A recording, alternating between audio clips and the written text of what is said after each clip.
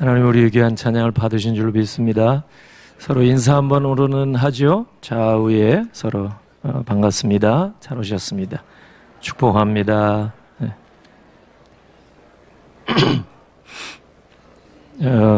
최근에 새 가족 가운데 우리 김택기 성도님도 이렇게 열심히 주일마다 이렇게 오셔서 참 기쁩니다. 수요 예배도 참석하고 계십니다. 새 가족이신데 수요 예배 열심히 오셔서 은혜 받고 계시고 주일 예배도 나오시고 새 가족이신데 흔 가족들이 좀 더 분발해야 되겠어요. 성탄 계절입니다. 20여 년 전에 제가 한번 성도들에게 소개한 책이 하나 있는데 시카고에서 온 지 얼마 안 됐을 때 제가 책 소개한 제목이 뭐냐면 만약에 그리스도께서 시카고로 오신다면 이 책이었어요. 윌리엄 스테드라는 분이 원래 영국 분인데 시카고에서 한 6개월을 살아보니 너무 많이 충격을 받았어요. 술집이 난무하고 시카고 19세기 말에 활락가가 있고 그리고 여러분도 잘 아시는 알카폰 마피아가 대단했습니다. 마피아. 제가 목회 거기에서 할 때 한 분이 그 조직원이 있었어요.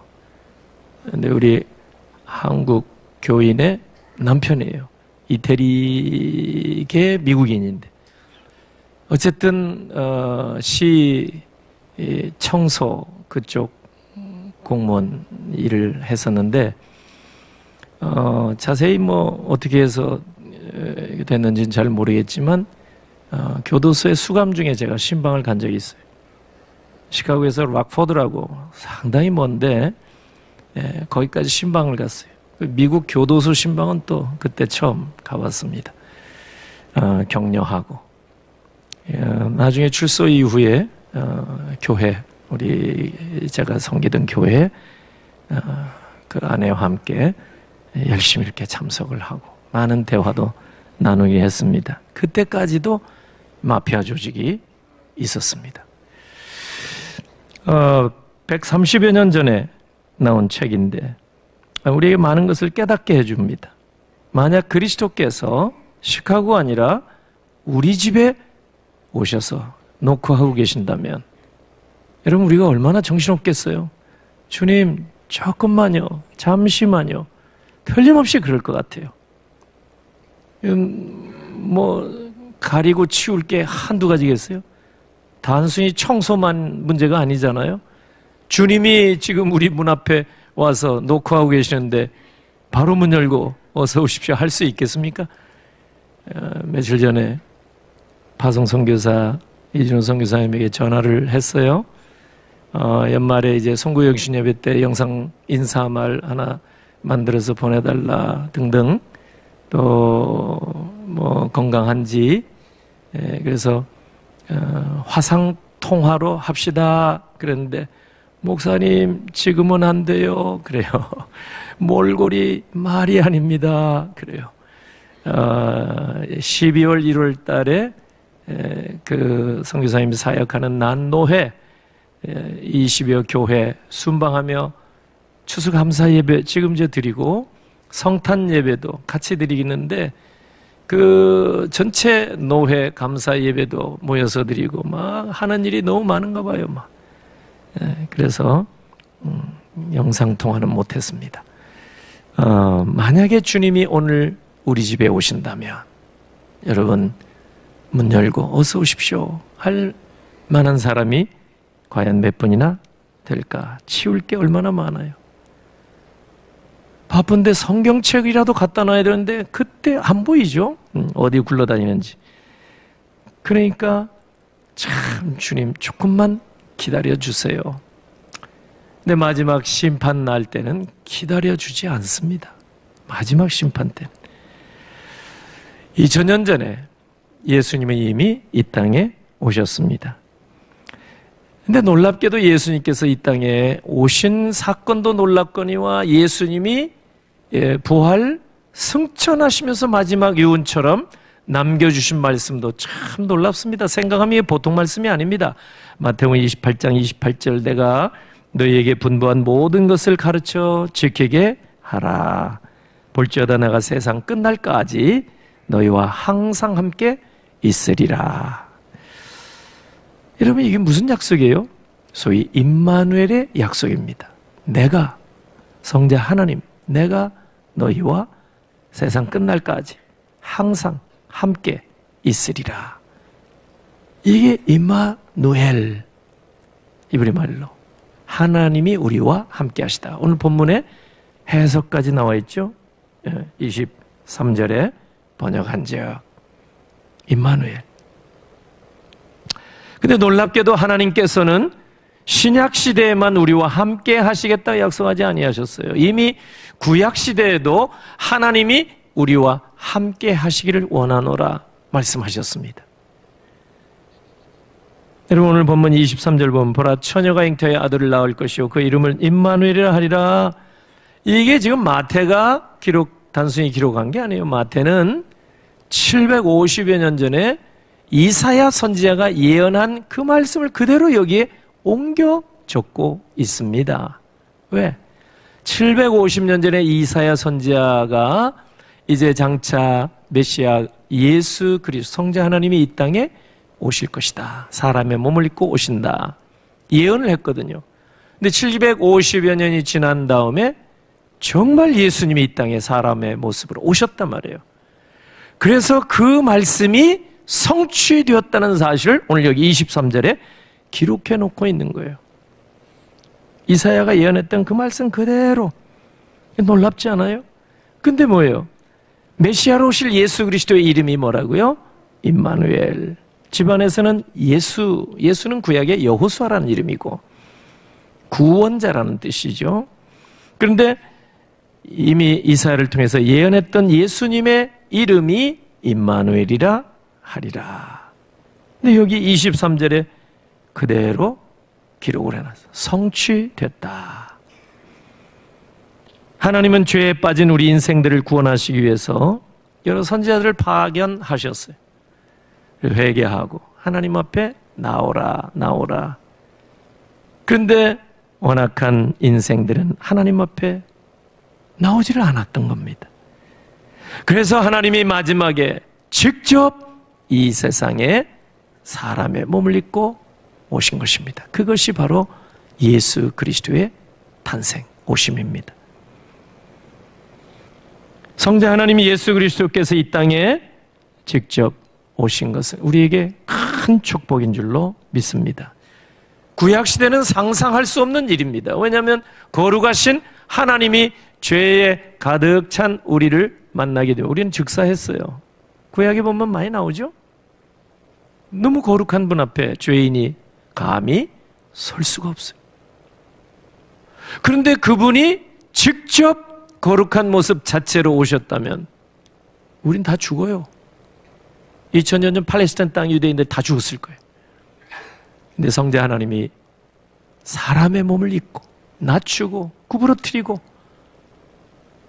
그래서 이 땅에 사람의 몸을 입고 오셨다. 도성인신. 얼마나 우리 성자 하나님이 당신 자신을 낮춰서 이 땅에 오셨는가. 우리가 이걸 잊으면 안 됩니다. 성탄의 계절에. 여러분 왕자와 거지 소녀와 어울릴 수 있겠어요? 도저히 안 되죠. 에베소 5장에 보면은 예수 그리스도는 교회 신랑이고 교회 우리는 그리스도의 신부라. 여러분 그리스도와 교회가 잘 어울립니까? 우리는 어떤 부부 원우이 같다, 잘 어울린다 이런 말을 해요. 사람 간에는. 그런데 성자 하나님 예수 그리스도가 교회 신랑, 우리는 신부 어울립니까? 솔직하게 격이 맞지가 않아요. 거룩하신 분하고 어찌 우리가 맞겠어요? 그래서 예수 그리스도께서 당신 자신의 거룩한 모습을 이제 이 유한한 사람의 몸을 입고 이 세상에 오신 겁니다. 모세가 시내산에 올라가서 하나님을 뵈었습니다. 모세는 죽지 않았어요. 하나님의 은혜죠. 근데 그 영광의 광채가 얼마나 큰지, 모세가 하나님을 만난 다음에 그 얼굴 가지고 백성들 앞에 나타났는데 사람들이 막 기절초풍하고 똑바로 바라볼 수가 없었어요. 그래서 모세가 수건을 동였습니다. 수건을. 그 정도입니다. 그런데 성자 하나님이 이 땅에 직접 내려오셨을 때 감당할 수 있겠어요? 모세는 수건동에서 사람들과, 사람인데도 그 정도 광채가 막 하나님 만난 다음에, 근데 하나님이신 예수 그리스도가 이 세상에 오셨으니 그 광채와 영광이, 여러분 누가복음 2장에도 보면 예수 그리스도께서 탄생하셨을 때 얼마나 그 광채가 여러분 한밤중에 빛이 났습니까? 누가복음 2장에 나오죠. 구원의 빛이요, 생명의 빛. 누가 그 앞에 여러분 얼굴 들고 서 있을 수 있겠습니까? 그래서 예수님이 당신 자신을 낮춰서 이 사람의 모습으로 오셨다. 이것이 임마누엘인 줄로 믿으시기를 바랍니다. 오늘 우리가 이 임마누엘의 축복을 받게 되면 염려와 근심은 일순간에 사라지게 될 줄로 믿습니다. 왜입니까? 성자 하나님, 메시아로 오신 예수 그리스도께서 능력의 하나님이시기 때문인 줄로 믿습니다. 슬픔도 극복할 수가 있습니다.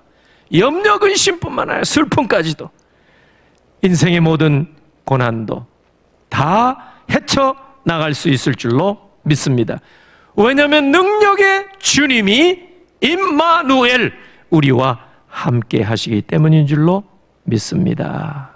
그래서 구약시대에 이미 이제 모세의 후계자 여호수아에게 하나님이 말씀하셨습니다. 여호수아야, 위대한 지도자 후계자는 얼마나 힘들겠어요?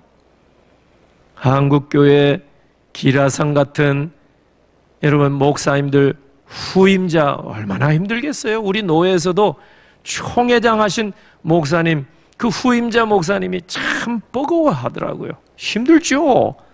한경정 목사님 그 후임자, 여러분 조영기 목사님 후임자, 옥하는 목사님 후임자, 쉽지 않은 자리입니다. 아무나 할 수 없는 자리 같아요. 모세 후계자 여호수아도 많이 겁이 나고 두려웠고 힘들었던 거예요. 하나님이 여호수아에게 찾아오셔서 여호수아야, 두려워하지 말라. 여호수아 1장 9절 담대하라 말씀해 주셨어요. 빈말이 결코 아니죠. 왜? 전능하신 하나님이 임마누엘, 내가 너와 함께 해주겠노라.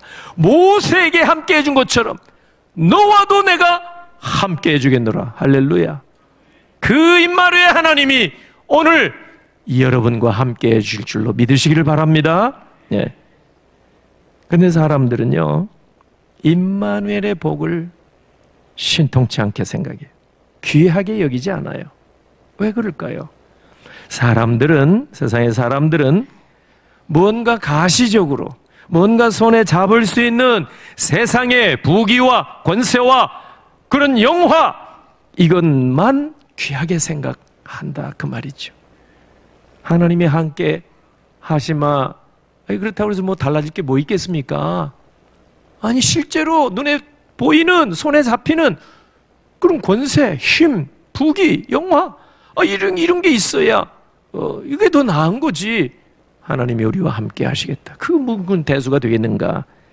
불신의 사람들은 그런 생각하는데 그걸 모르기 때문이에요. 여러분은 주님 한 분만 계시면 천하 영광 다 준다고 해도 부러울 것이 없을 줄로 믿으시기를 바랍니다. 왜냐하면 주님만이 능력이 되시고 주님만이 복의 근원이 되시기 때문인 줄로 믿으시기를 바랍니다. 네. 그러므로 우리가 이제 생각할 게 있어요. 성자 하나님이 임마누엘 하셨어요. 우리와 함께 거하셨어요. 세상 끝날까지 우리와 함께 해주겠노라고 약속하셨어요. 이 성탄의 계절에 우리가 이걸 다시 점검해 봐야 돼요. 임마누엘이 약속을 했는데 우리는 하나님과 멀리 떨어진 것처럼 생각하고 삽니다. 우리는 죄가 많기 때문에 예수님이 우리와 함께 자, 안 하실 것이다. 이런 생각을 많이 하더라 그 말이에요. 결코 그렇지가 않아요. 우리가 좀 부족하고 불충하고 허물이 있다고 그래서 한 번 하나님의 자녀로 택한 우리를 떠나는 분은 결코 아닙니다. 예. 언제나 우리 가운데 매주 함께 해주신 줄로 믿으시기를 바랍니다.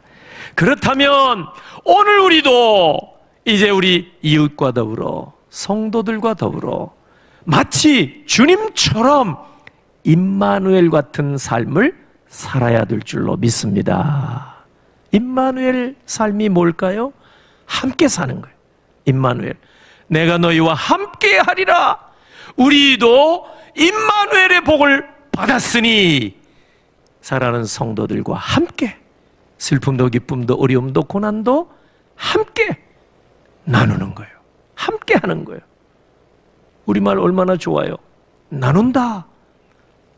제가 사랑의 쌀 나누기 운동이 맞냐 모으기 운동이 맞냐 매번 11월 달 되면 고민이에요.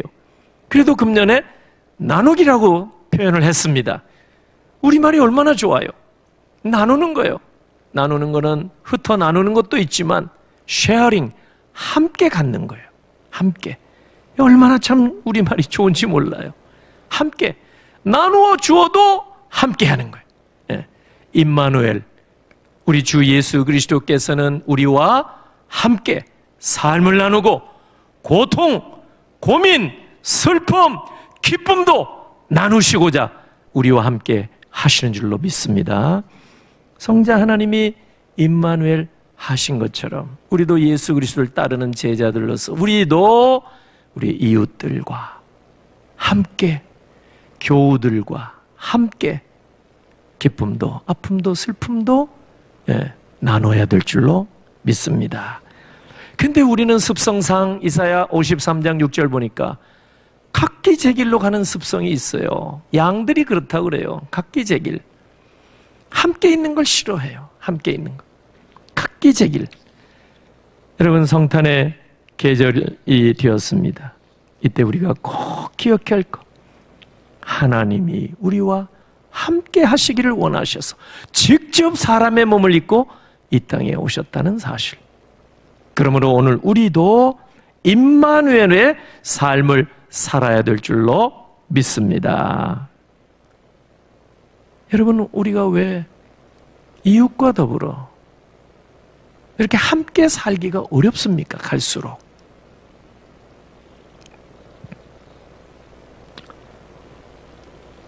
아파트는 독특한 문화가 또 있는 것도 같아요.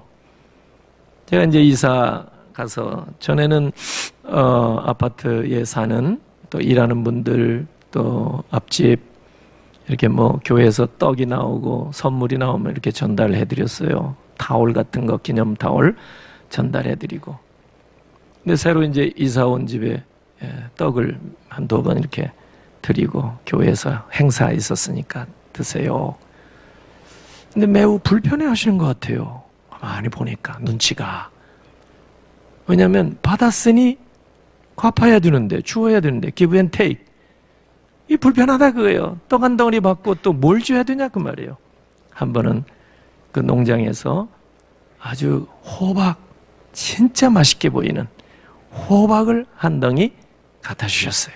담례죠, 담례.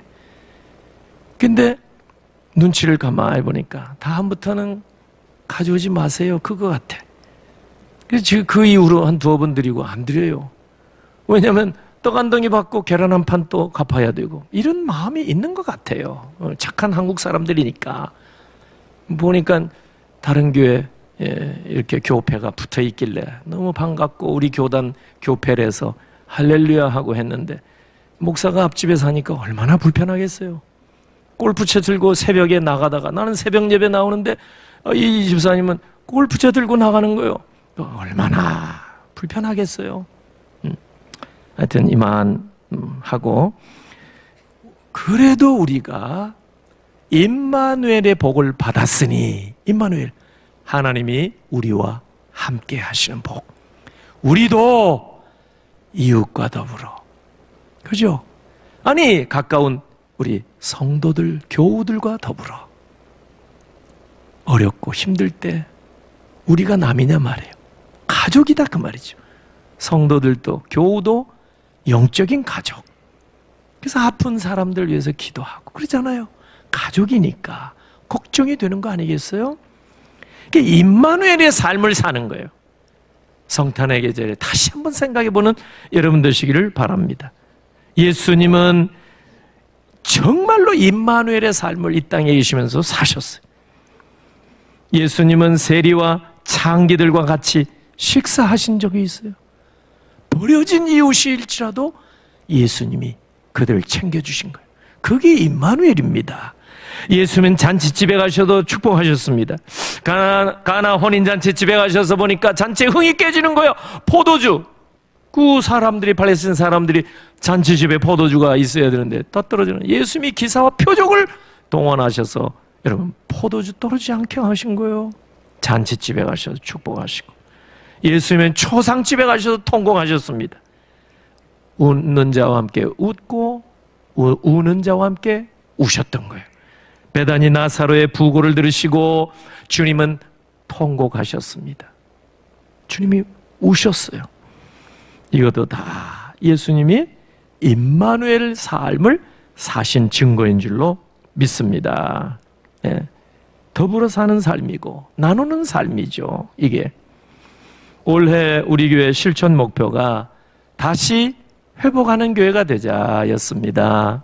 코로나 3년을 지나서 올해는 회복하는 한 해로 목표를 정했습니다.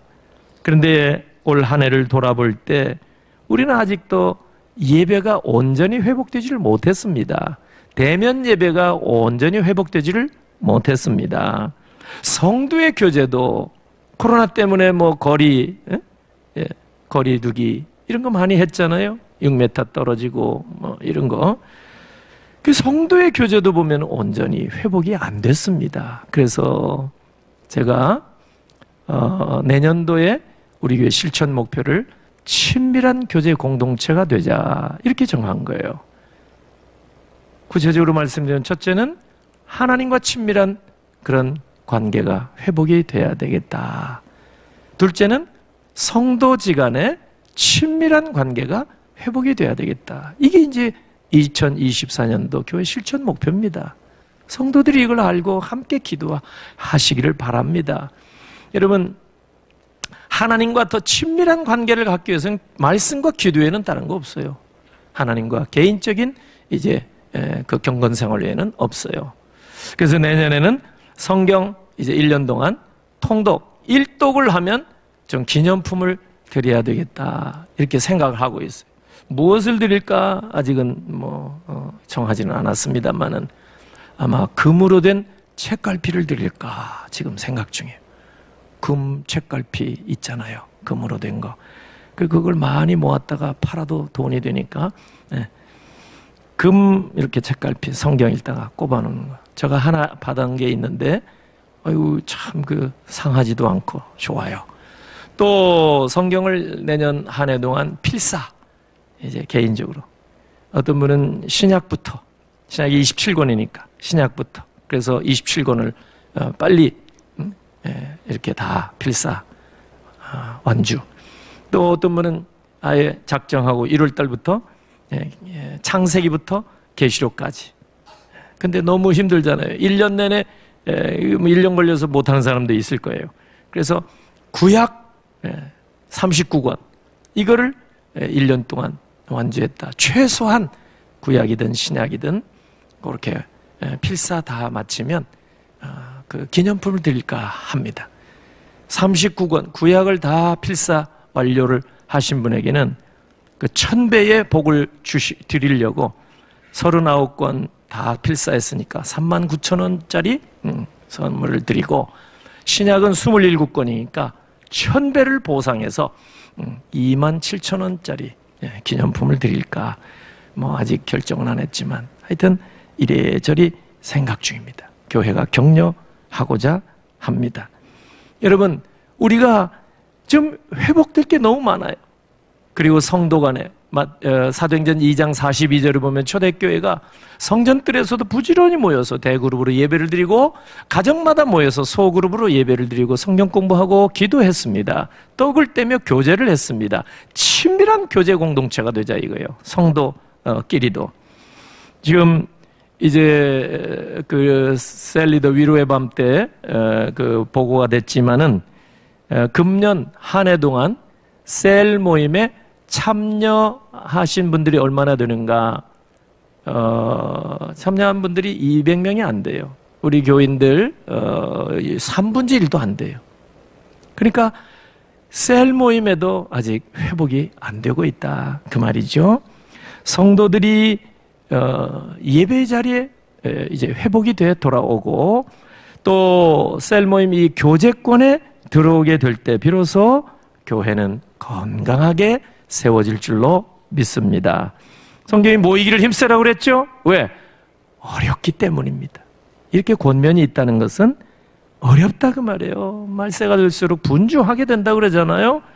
그 가운데서 모일 때 은혜가 충만 더 큰 은혜가 임할 줄로 믿으시기를 바랍니다. 가면 갈수록 공동체 의식이 약화될 겁니다. 공동체 의식.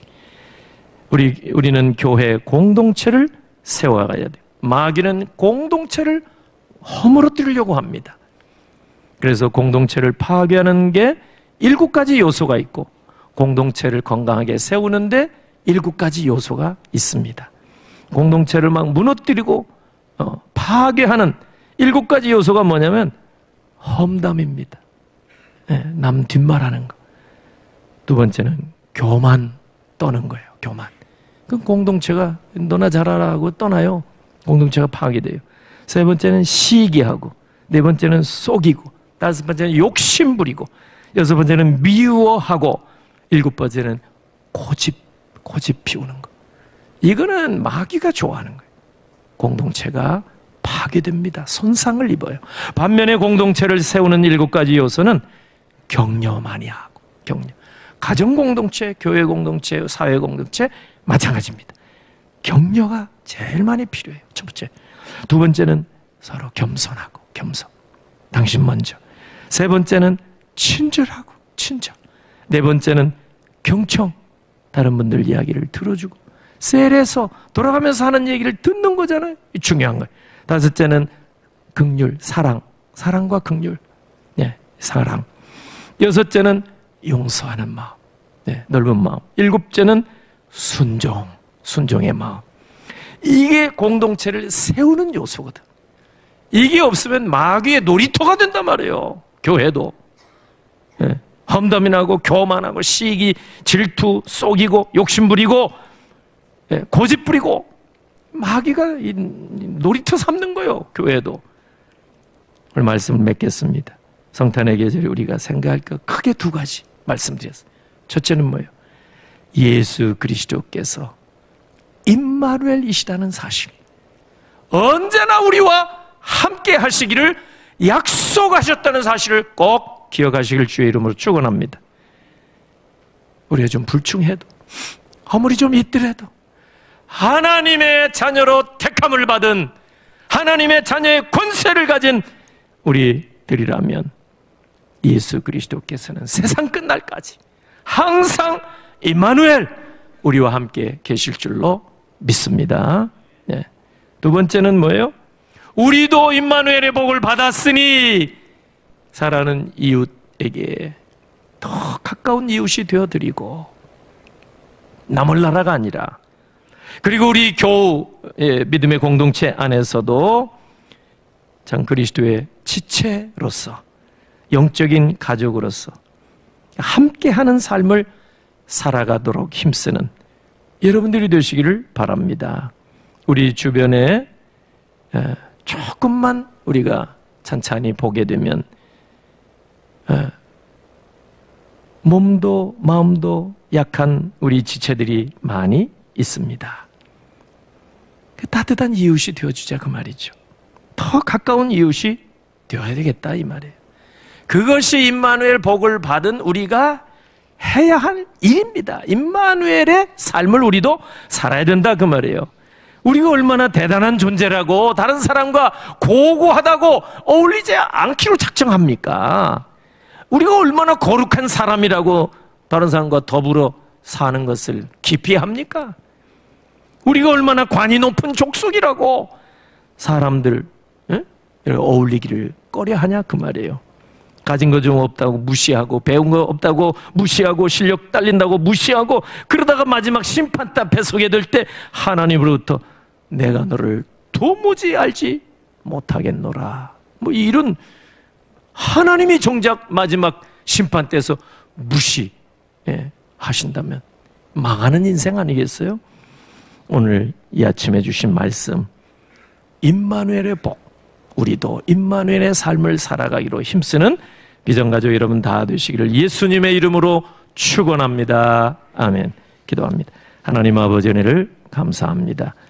이 아침에도 주를 사랑하는 주의 백성들이 주의 성탄을 바라보며 한자리에 나와 예배하며 주신 말씀 마음에 담고 믿음의 각오와 결단을 새롭게 하오니 받아 주시옵소서. 내가 너희와 항상 함께 하리라. 임마누엘의 복을 받은 우리들, 이제 살아가는 가족들, 우리 교우들, 우리 이웃들을 향하여 임마누엘의 삶을 우리도 살아가게 하시옵소서. 귀한 예물 하나님 앞에 드립니다. 또 자녀 처음 주신 그 크신 은혜 감사의 강단 헌화 올리오니 산모와 또 어린 아기와 온 가족들 하나님께서 건강 주시고 평생토록 평강과 화목의 은혜를 허락하여 주시옵소서. 오늘 슬픔 후에 성도를 공개하는 가정들이 있사오니 하늘의 위로와 은혜와 복으로 갚아 주옵소서. 오늘 그걸된 예물, 다음 세를 품고 기도하는 이 건축 예물들 10의 1조 감사 예물 하나님 앞에 올리오니 받으시고 손길들마다 예비하신 풍성한 복으로 채워 주시옵소서. 병상에서 이제를 사모하며 온라인일지라도 뜨거운 마음으로 같이 동참하는 온라인 예배자들에도 한 가지 은혜를 베풀어 주시옵소서. 축복하옵고 예수님의 이름으로 기도하옵나이다. 아멘.